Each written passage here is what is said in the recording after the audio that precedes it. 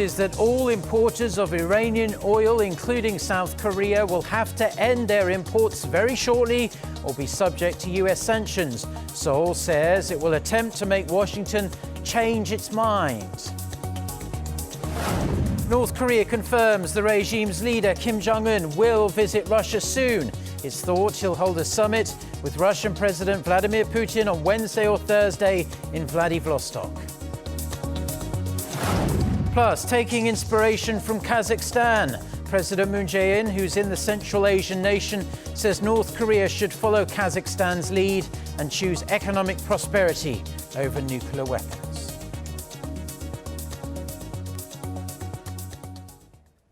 So let's start with North Korea's announcement this morning that its leader, Kim Jong-un, will visit Russia and have a summit with President Vladimir Putin. For more, let's connect to our Unification Ministry correspondent, Oh Jung-hee, who's joining us on the line. Jung-hee, tell us more. Sure, Mark. Pyongyang state-run Korean Central News Agency released a report this morning that North Korean leader Kim Jong-un will soon visit Russia on the invitation of Russian President Vladimir Putin. It added that there will be a summit between Kim and Putin. But the report did not provide details about when and where the summit will happen.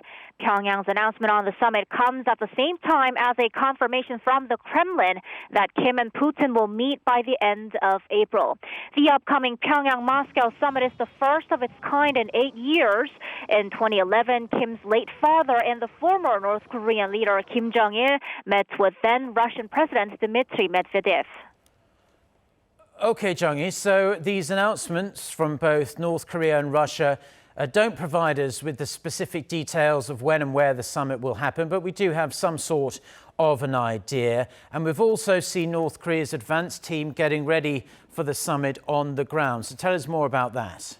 That's right, Mark. North Korea's advance team, led by Pyongyang's protocol chief Kim Chang-sun, has been spotted checking Vladivostok since last week. And seeing where they've been visiting, various media outlets are reporting right now that Kim-Putin summit will take place at the Far Eastern Federal University, located on Ruski Island off the coast of Vladivostok. NK News reports that preparations are underway there, with the flags of North Korea and Russia lined up in one of the buildings. Reports say Kim Jong-un will be heading over to Russia's Vladivostok using a special train on Wednesday. And Kim will be staying in Russia until Friday, even though President Putin will leave the country on Friday for a One Belt, One Road summit in China. Kim will tour around the city, visiting where his father had visited 8 years ago, and plus, possibly the world-renowned Mariinsky Theater, a public aquarium, and Russia's Pacific Fleet headquarters, according to Japan-based Kyodo News Agency. Mark. Well, thank you very much, Jung-hee, for that report. Seems like it could be Thursday then, based on that information, but we'll just have to wait and see. Now, with his tour of Central Asia drawing to a close, President Moon Jae-in on Monday put the focus on North Korea's denuclearization during his talks with Kazakh leaders in Kazakhstan. He said South Korea draws great inspiration from Kazakhstan's own experience of denuclearization, in which it gave up its nuclear weapons in exchange for financial aid, and it's doing very nicely now. Our Shin Se-min has this report.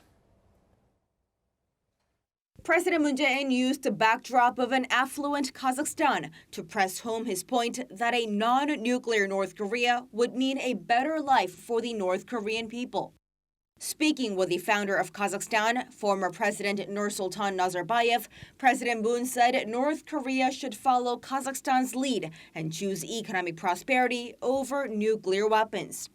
Touching upon Kazakhstan's GDP, which accounts for around 70% of the combined GDP of Central Asia, President Moon said the country was able to achieve that because it voluntarily handed over its weapons. 카자흐스탄은 자발적인 비핵화를 통해서 경제 성장을 이룬 그런 경험을 가지고 있기 때문에 우리 한반도의 비핵화 문제에 있어서 큰 영감을 주고 있습니다. Kazakhstan also gave its full backing to President Moon's denuclearization drive. Nazarbayev told President Moon that delaying the denuclearization process is only going to make things more difficult and pledged to declare his support on the international stage if necessary. Earlier, during a separate meeting with Kazakhstan's current president, Kassym-Jomart Tokayev, President Moon sought support for a nuclear-free Korean peninsula, to which Tokayev responded that his country will continue to fully back peace in any way possible. Kazakhstan once held the world's fourth largest nuclear stockpiles with over 1,400 warheads, but relinquished all of its Soviet-era weapons by mid-1995 and absorbed a policy of non-proliferation. Throughout his Central Asian tour, the president has been securing support from key partners of his new northern policy. But realizing diplomatic and economic benefits with these nations may take some time, as it is closely linked with the speed of denuclearization talks. Shin Se-min, Arirang News, Nur Sultan.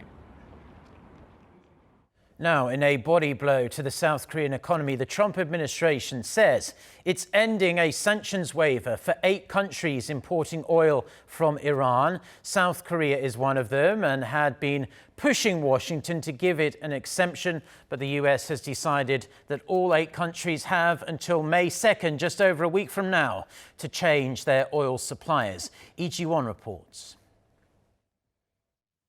Turning the screw on Tehran, the U.S. says there will be no extension to the current sanctions waiver on Iranian crude oil. We're going to zero across the board. We will continue to enforce sanctions and monitor compliance. Any nation or entity interacting with Iran should do its diligence and err on the side of caution. The U.S. withdrew from the 2015 nuclear deal with Iran in May last year, with President Trump saying the agreement had not stopped Iran from developing its nuclear and missile programs. However, 8 countries, including South Korea and Japan, were given exemptions from Washington's sanctions on Iran last November.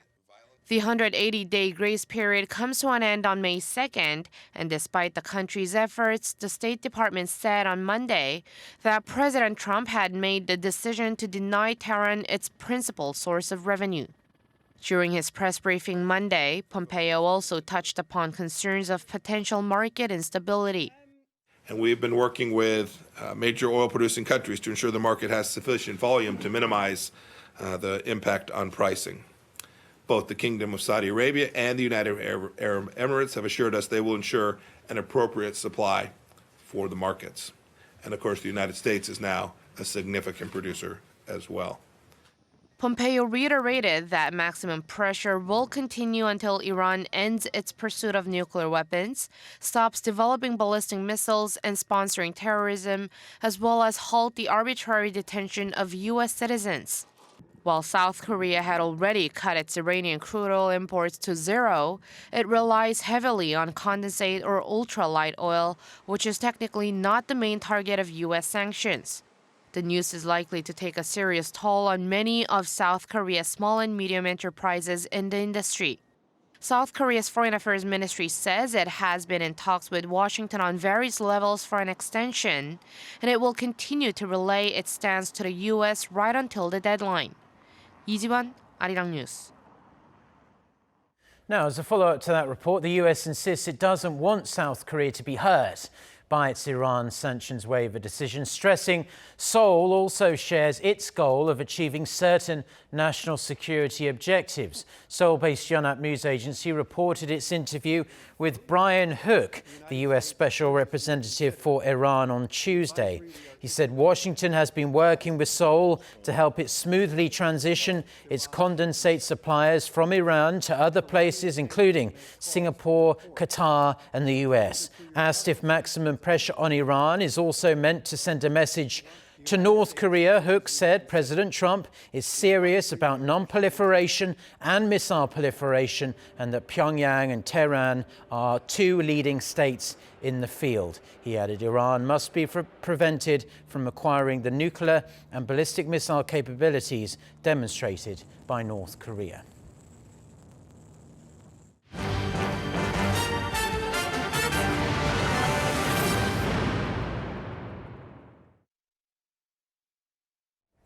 Now, South Korea's finance minister says the creditors of Asiana Airlines plan to inject around $1.4 billion to ease its parent company's liquidity crisis. Attending a meeting on this Tuesday, Hong Nam-gi said creditors led by the state-funded Korea Development Bank will buy around $438 million worth of perpetual bonds and set a credit limit of $700 million.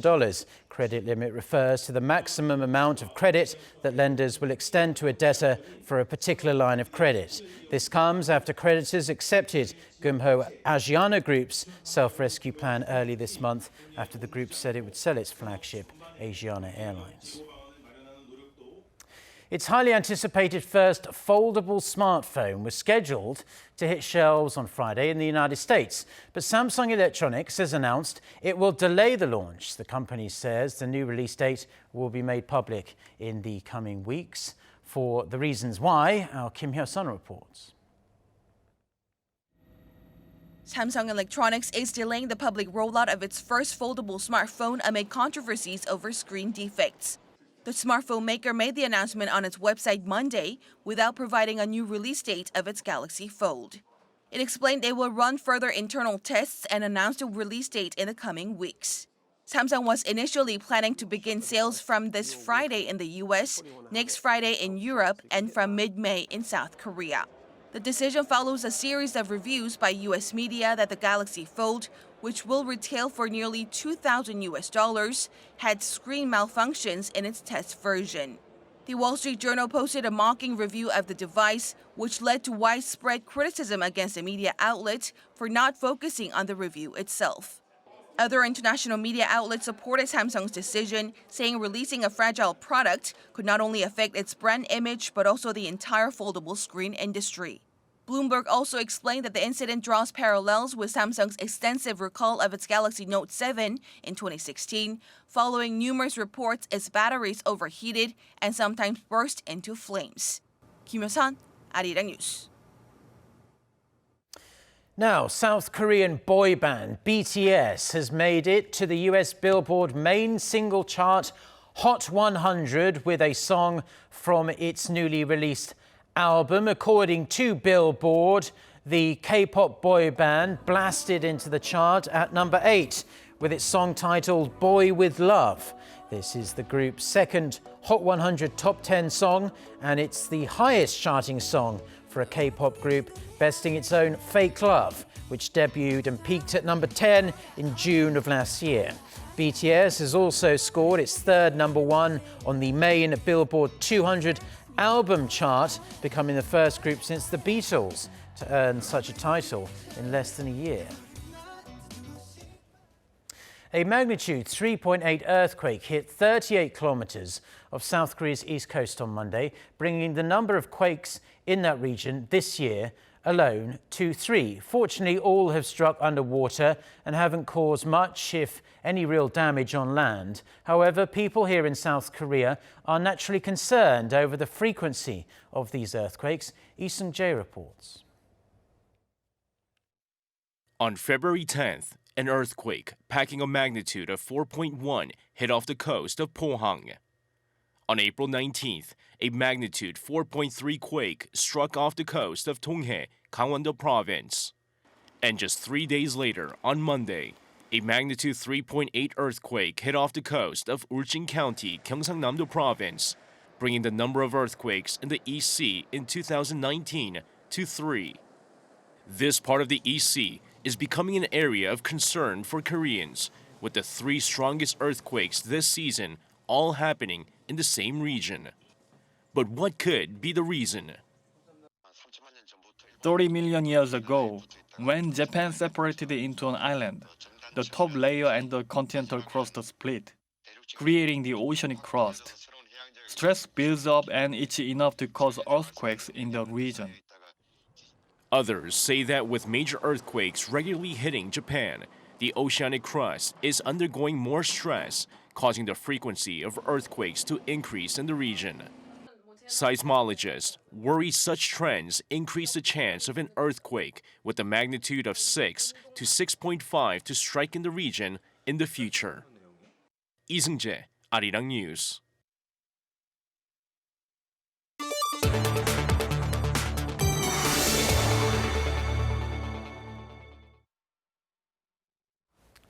Now to the latest on the series of bombings that took place in Sri Lanka on Easter Sunday. The death toll continues to grow on the small island nation, rising to 290 and several more, 100 more are injured, and the death toll is expected to keep on rising.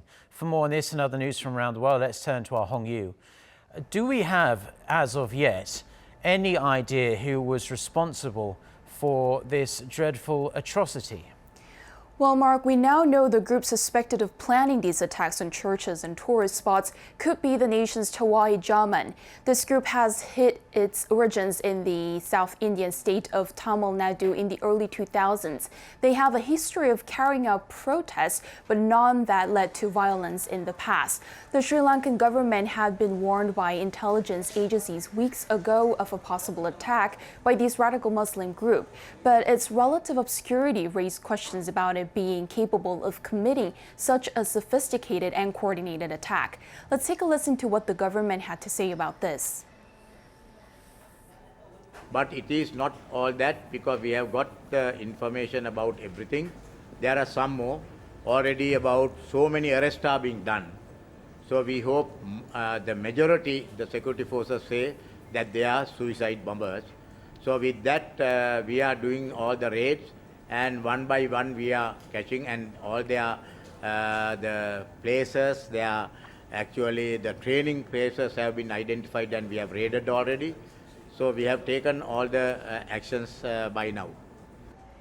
And on Monday, 3 additional bombs blew up inside a van parked near one of the striking churches, intensifying the tension in Sri Lanka. These bombs are just some of the dozens of detonators discovered near the country's capital, Colombo. Local police have declined to say whether they were linked to the attacks. Sri Lanka's president has ordered the military sweep through the 8 locations where the bombings occurred and declared a nationwide state of emergency. A powerful magnitude 6.1 earthquake struck central Philippines, some 60 kilometers of Manila on Monday afternoon. The Philippines Institute of Volcanology and Seismology reports the quake happened at 5:11 p.m. local time. Reports vary, but between 6 to 8 people have been killed and around 20 were wounded. There are fears a death toll could rise, as there are fears dozens could be trapped in the rubbles of a collapsed commercial building in the province of Pampanga. Rescuers are using heavy-duty equipment and search dogs to try to find and reach people trapped in the building. The international airport at Clark was closed following the quake, and scores of flights were canceled after major damage was reported there. The so-called Extinction Rebellion climate change activist group are continuing their protests in London for a second week, this time lying down at the Natural History Museum. More than 100 people lay down under the blue whale skeleton, with some wearing red face paint and performing to classical music. The protesters have now been cornered off in Marble Arch by police after they were removed from Oxford Street, Waterloo Bridge, and Parliament Square after a week of disruptions and chaos. The activists say they are willing to stop the protests if the government shows an open stance for negotiations on climate change. So far, more than 1,000 people have been arrested since the protests first started about a week ago. Indoor skydivers from around the world have been showing off their synchronized moves at the FAI Third World Indoor Skydiving Championship in Lille, France. Individuals and teams competed inside a specially designed vertical wind tunnel surrounded in glass that kept them suspended in mid-air thanks to a jet of fast-moving air. Champions were crowned in several categories over 4 days, in solo competitions as well as in duos and in teams of 4 and 8. More than 250 competitors from 30 different countries took part.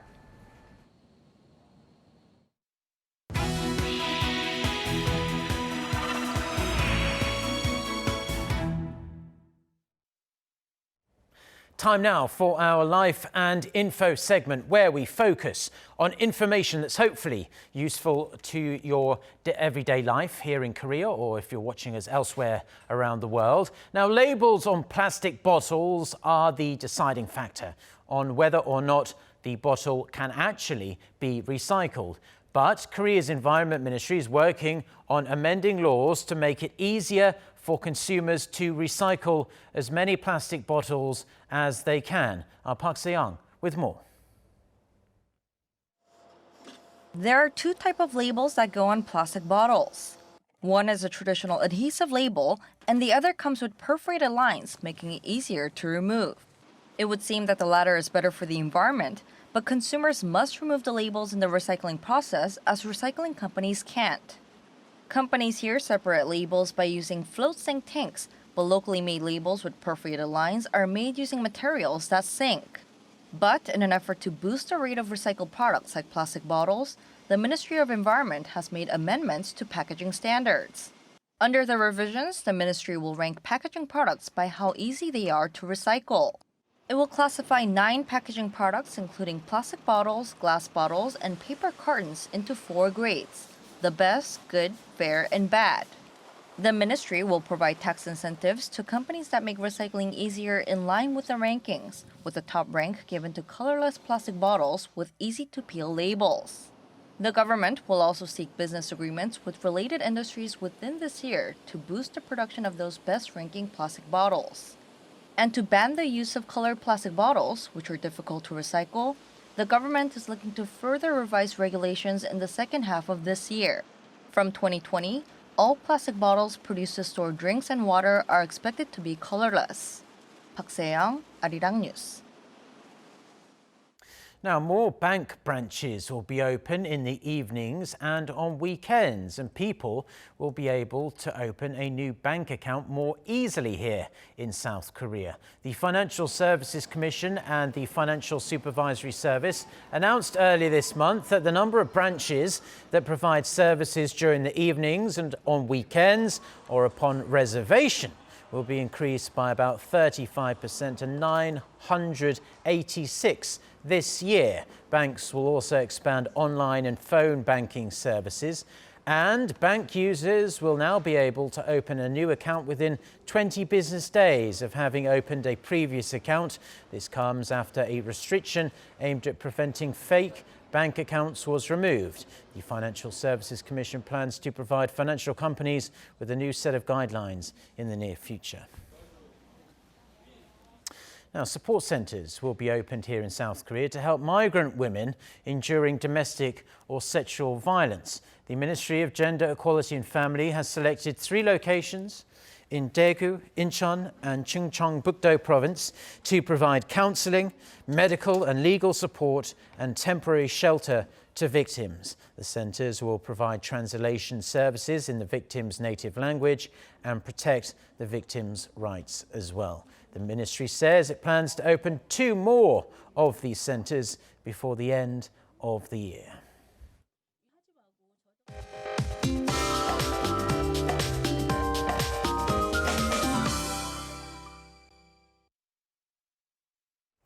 Good morning.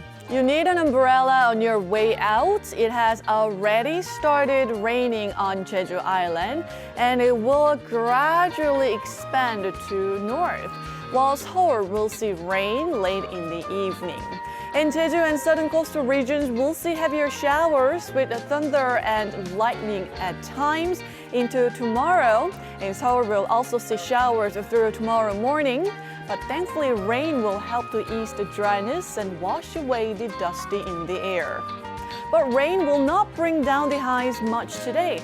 It's not going to be as warm as yesterday, but fairly warm, while regions in the east will notice highs jumping 5 to 6 degrees higher than Monday. And for a closer look at today's daily highs, Seoul will get up to 26 degrees Celsius. Now that's 7 degrees higher than seasonal average. Busan getting up to 19 degrees this afternoon. Nationwide rain is in the forecast again for the end of the week. Then we'll have readings back to the norms by the weekend. That's Korea for you, and here's the international weather for viewers around the world.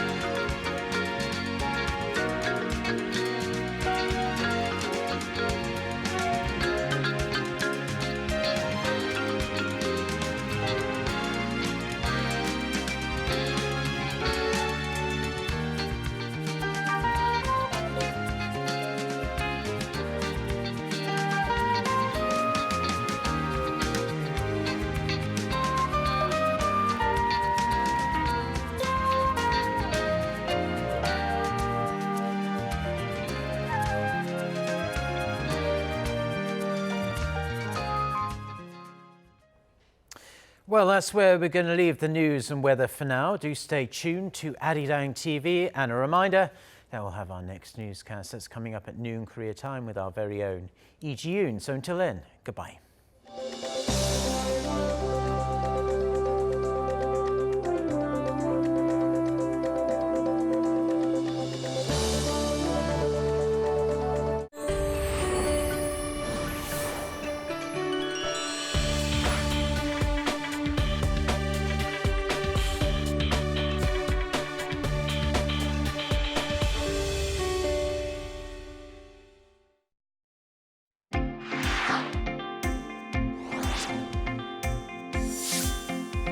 The Chamber is the newest addition to Arirang TV's spring lineup, and it's a roundtable for the business world.